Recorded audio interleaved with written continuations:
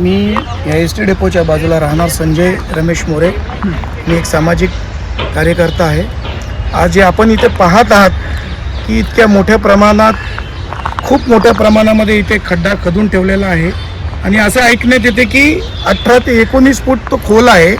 इथे लहान लेकरं खेळायला आले असताना त्यामध्ये पडून त्यांचा दुर्दैवी अपघाती मृत्यू झाला आहे. तर त्यामध्ये 4 ते 5 लहान लहान मुले होते. ते बाकीचे मुलं धावून गेले म्हणून ते वाचले, कारण एका मुलाचा मृत्यू झाला. याला जबाबदार एस टी प्रशासन आणि ज्यांनी कोणी कॉन्ट्रॅक्ट घेतलेला आहे. तुम्ही पाहाल इथे कसलाही बोर्ड नाही, इथे कुठलीही सुरक्षा, इथे कुठलेही बॅरिकेड्स लावलेले नाहीत. तर त्यामुळे निष्पाप बाळाचा इथे काल दुर्दैवी अपघाती मृत्यू झाला आहे. तर मुलाचं वय किती असेल? मुलाचं वय 7 वर्षाचा तो होता. अच्छा, मग त्यांच्या घरच्यांशी आपली भेट झाली का? आम्ही त्यांच्या सोबतच होतो. सकाळपासून आम्ही त्यांच्या सोबतच आहोत. त्यांच्या दुःखात सहभागी होतो.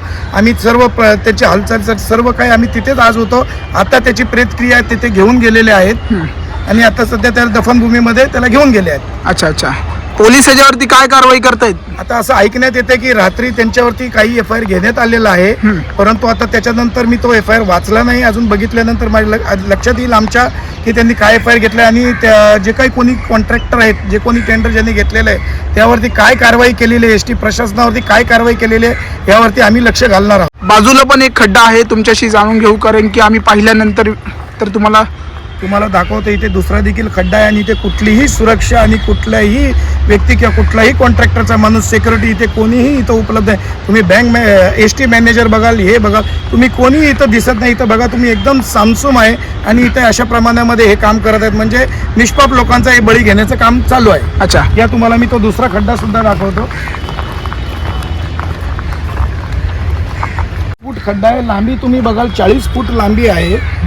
खोल 19 ते 20 फूट खड्डा आहे आणि इथे ह्या ज्या गाड्या वगैरे तुम्ही पण बघतात, बेवारस इथे गाड्या अनेक वर्षापासून आणि कितीतरी वर्षापासून इथे बघत आहोत.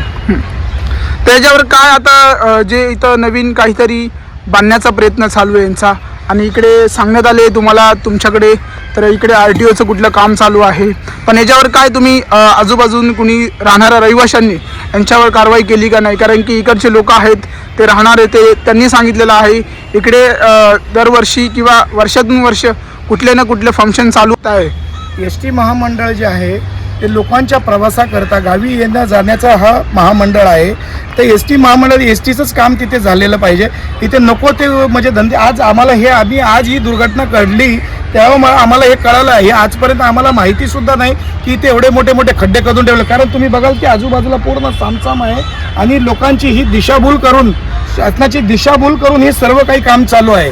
आज तुम्ही बेवारस या गाड्या बघत असाल आणि दरवर्षी इथे तुम्ही बघाल की इथे मोठमोठे मेळावे भरले जातात आणि इथे लोकांच्या मनोरंजनासाठी नसेल तर ही सामाजिक याच्यासाठी प्रशासनाची जागा आहे. तर यावरती कोणीही लक्ष घालायला तयार नाही. आज हे आपण हे बघत आहोत की त्याच्यामुळे एक निष्पाप बाळाचा 7 वर्षाचा सिंग या मुलाचा मृत्यू झाला आहे आणि तो आमच्या इथे वर्षभर झाला तो इथे राहायला आलेला होता. नक्कीच त्याला न्याय मिळू शकतो का? हो, नक्कीच. आता आम्ही लोक याच्यावरती जनजागृती करून त्याला न्याय मिळवून देण्याचा नक्कीच प्रयत्न करू. अच्छा, खूप खूप तुमचा धन्यवाद व्हिडिओच्या माध्यमातून बोलल्याबद्दल. थँक्यू. अजूनपर्यंत काय वाटतं तुम्हाला जागे झालेले आहेत?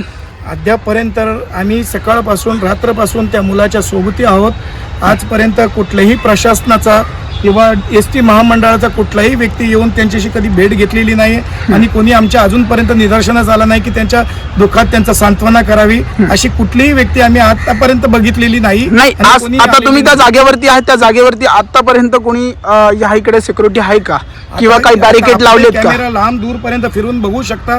इथे दुरून कोणी कुठलाही व्यक्ती किंवा कुठलाही सिक्युरिटी दिसत नसेल.